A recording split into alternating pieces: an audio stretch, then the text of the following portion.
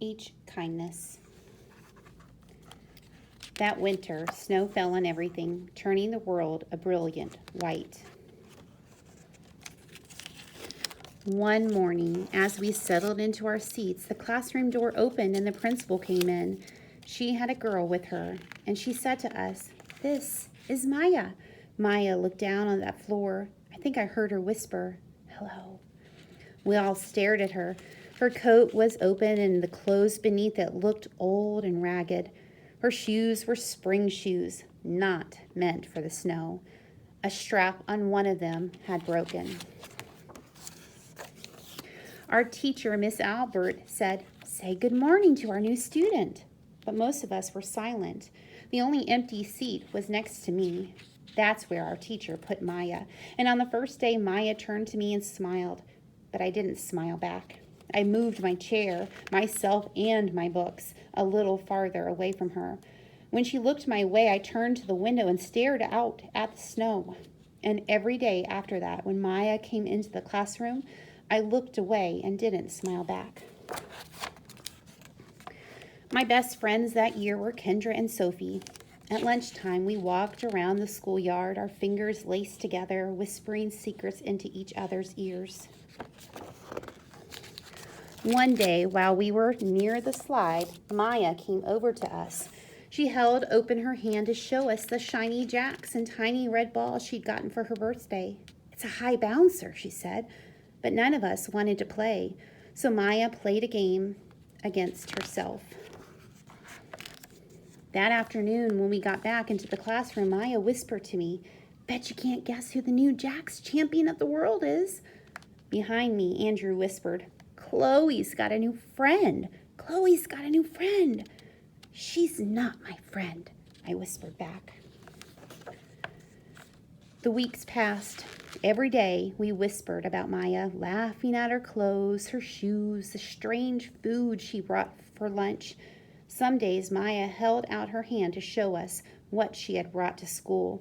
A deck of cards, pickup sticks, a small tattered doll.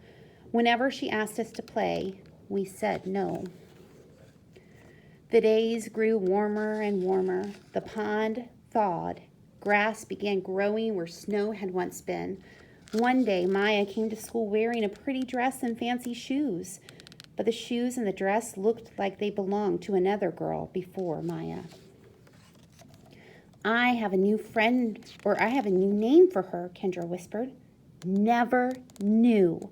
Everything she has comes from a secondhand store." We all laughed. Maya stood by the fence. She was holding a jump rope but did not come over to us to ask if we wanted to play. After a while, she folded it double, rolled the ends around each other, and started jumping. She jumped around the whole schoolyard without stopping. She didn't look up once, just jumped and jumped and jumped. The next day, Maya's seat was empty. In class that morning, we were talking about kindness. Miss Albert had brought a big bowl into class and filled it with water.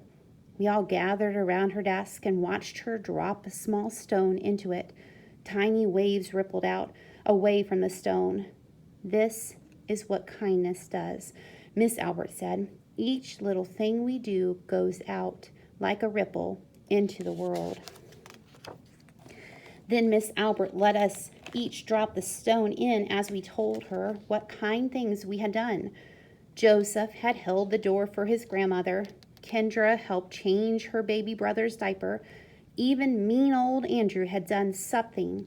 "I carried teacher's books up the stairs," he said, and Miss Albert said it was true. I stood there, holding Miss Albert's rock in my hand, silent. "Even small things count," Miss Albert said gently, but I couldn't think of anything, and passed the stone on. Maya didn't come to school the next day or the day after that. Each morning I walked to school slowly, hoping this would be the day Maya returned, and she'd look at me and smile, and I promised myself this would be the day I smiled back. "Each kindness," Miss Albert had said, "makes the whole world a little bit better." But Maya's seat remained empty. And one day, Miss Albert announced to the class that Maya wouldn't be coming back. Her family had to move away, Miss Albert said. Then she told us to take out our notebooks. It was time for spelling.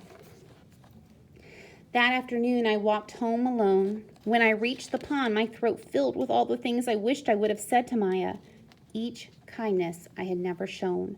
I threw small stones into it over and over, watching the way the water rippled out and away, like each kindness done and not done, like every girl somewhere holding a small gift out to someone, and that someone turning away from it. I watched the water ripple as the sun set through the maples, and the chance of kindness with Maya became more and more forever gone. The end. As we finished up our reading today, I want you to think back to yesterday when we read, "How can I fill a bucket?" And think of, how are you treating others in your life? Are you a bucket filler or a bucket dipper? And with each kindness that you fill someone else's bucket, you are also having them then treat others with kindness in that ripple effect by throwing that stone into the pond, and that kindness is then given to someone else and then given to someone else. So remember, we are looking for that ripple effect, or filling others' buckets with joy and kindness, words of encouragement and gratitude and love, not just in what we say, but in our actions as well.